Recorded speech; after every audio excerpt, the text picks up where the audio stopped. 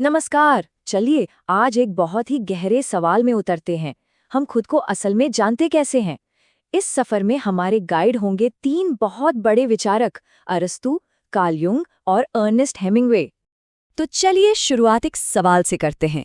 जरा सोचिए, ऐसी कौन सी छुपी हुई ताकत है जो एक इंसान को दूसरे से अलग करती है, जो महान लीडरशिप और पर्सनल ग्रोथ की नींव रखती है?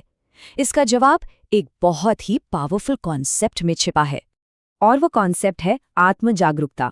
और देखिए, ये सिर्फ कोई भारी भरकम शब्द नहीं है, ये तो एक कला है। अपने अंदर क्या चल रहा है उसे बिना किसी जजमेंट के देखने की कला। यही वो मौन शक्ति है जिसकी हम बात कर रहे थे। ठीक है, तो ये तो समझ आ गया कि सेल्फ अवेयरनेस कितनी जरूरी है।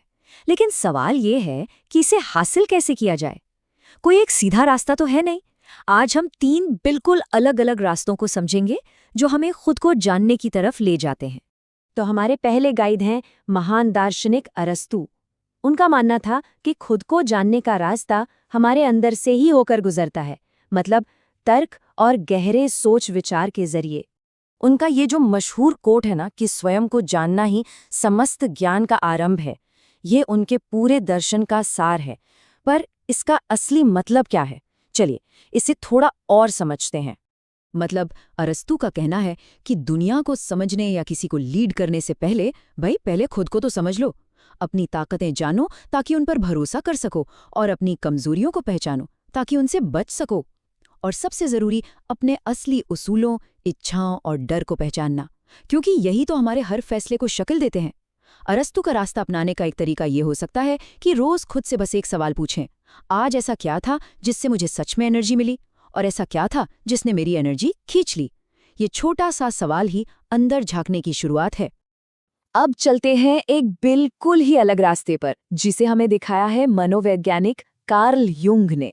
और इनका आइडिया सच कहूं तो थोड़ा उल्टा है। युंग कहते हैं कि खुद को जानने के लिए हमें बाहर देखना होगा, मतलब दूसरों को। सुनने में थोड़ा अजीब लगता है ना? चलिए इसमें और गहराई में उतरते हैं। युंग का पूरा आइडिया ना इसी एक लाइन में छिपा है। जो बातें हमें दूसरों में देखकर गुस्सा दिलाती हैं या बहुत ज्यादा परेशान करती हैं, वे असल में हमारे बारे में ही कुछ बता रही होती हैं। युंग का एक बड़ा ही दिलचस्प कॉन्सेप्ट है प्रोजेक्शन।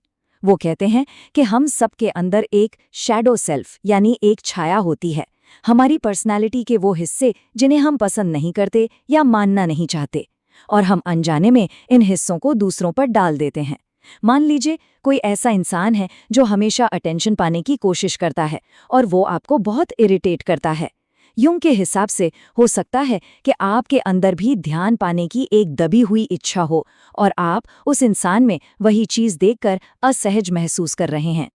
तो अगली बार जब कोई आपको बहुत ज़्यादा परेशान करे ना, तो युंग के ये 5 स्टेप वाली प्रोसेस ट्राई करके देखिएगा। पहला, बस नोटिस कीजिए कि किस बात पर और किससे चिढ़ हुई। दूसरा, अपने इमोशन को 1 से 10 की स्केल पर रेट कीजिए। तीसरा, और ये सबसे जरूरी है, खुद से वो आईने वाला सवाल पूछना, क्या मैं भी कभी कभी ऐसा ही बर्ताव करता हूँ? क्या ये इंसान मेरे किसी छिपी हुई इनसिक्योरिटी को कुरेद रहा है? चौथा, उसमें छिपा हुआ सबक ढूंढिए। और पांचवा, तय कीजिए कि अगली बार आप इस सिचुएशन में बेहतर तरीके से कैसे रिएक्ट कर सकते हैं। और अब आते हैं हमारे तीसरे और आखिरी विचारक अर्नेस्ट हेमिंग्वे पर। अब देखिए, इनका नजरिया ना तो दार्शनिक है ना ही मनोवैज्ञानिक, ये तो बस जिंदगी की एक कड़वी सच्चाई पर आधारित है। वो हमें ये बताते हैं कि हम खुद से कभी भाग ही नहीं सकते। हेमिंग्वे की एक लाइन बहुत सीधी और बहुत गहरी है। इसका मतलब साफ है कि बाहर के बदलाव से अंदर की बेचैनी कभी खत्म नहीं होती। हम में से कितने भी लोगों को लगता है कि यार, शहर बदल लेते हैं, नौकरी बदल लेते हैं या कहीं घूमने चले जाते हैं तो सारी दिक्कतें खत्म हो जाएंगी। लेकिन हेमिंग्वे हमें याद दिलाते हैं कि हम जहां भी जाते हैं खुद को तो साथ ही ले जाते हैं। अगर मन में बेचैनी है तो नया नज़ारा उसे मिटा नहीं सकता। हेमिंग्वे का रास्ता हमें सिखाता है कि अगली बार जब बाहरी बदलाव का ख्याल आए तो पहले रुककर पूछें, मैं असल में भाग किस चीज़ से रहा हूँ। असली बदलाव के लिए हमें अपने अंदर की सच्चाई का सामना करना ही पड़ता है। तो हमने 3 बिल्कुल अलग अलग रास्ते देखे। अरस्तू का रास्ता जो अंदर जाता है, यूंग का जो बाहर की तरफ देखता है, और हेमिंग्वे का जो कहता है कि कोई रास्ता है ही नहीं, तुम जहां हो वहीं सच्चाई है। चलिए अब इन तीनों को एक साथ रखकर देखते हैं कि ये कैसे अलग हैं। ये स्लाइड इन तीनों नजरियों को बहुत अच्छे से एक साथ रखती है। देखिए, अरस्तु के लिए रास्ता है तर्क और सोच विचार का, जो हमें ज्ञान की ओर ले जाता है। उनका मूल विचार है कि खुद को जानना ही एक अच्छे जीवन की बुनियाद है। यूंग के लिए रास्ता मनोवैज्ञानिक है, जिसमें हम दूसरों में खुद को देखते हैं और यह हमें खुद की गहरी समझ की तरफ ले जाता है। और हेमिंग्वे के लिए रास्ता है सच्चाई को स्वीकार करने का, जो हमें हकीकत का सामना करने पर मजबूर करता है।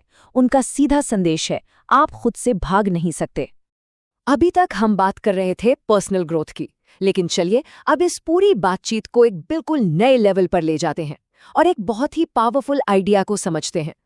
किसी भी देश या समाज को लीड करने से पहले इंसान को सबसे पहले खुद को लीड करना सीखना होगा, और उस लीडरशिप की बुनियाद वो है आत्मजागरूकता। ये कोई लग्जरी नहीं है, ये एक जरूरत है। ये आइडिया कहता है कि मन पहली संस्था है। इसका क्या मतलब हुआ? इसका मतलब ये है कि दुनिया के जितने भी सिस्टम्स हैं, हमारे कानून, हमारी नैतिकता, हमारी सरकारें, ये सब सबसे पहले किसी इंसान के दिमाग में ही तो बने थे। सोचिए, किसी देश का संविधान बनने से पहले आज़ादी और न्याय के विचार किसी के मन में आए होंगे। वही विचार फिर कानूनों और संस्थाओं में बदले।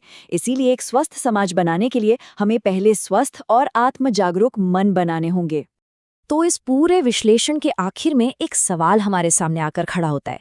अगर हमारा मन ही वो पहली और सबसे ज़रूरी संस्था है जो हमारी जिंदगी और हमारे आसपास की दुनिया को शक्ल देता है, तो सवाल ये है कि यह संस्था चल कैसे रही है, कितनी अच्छी तरह से चल रही है।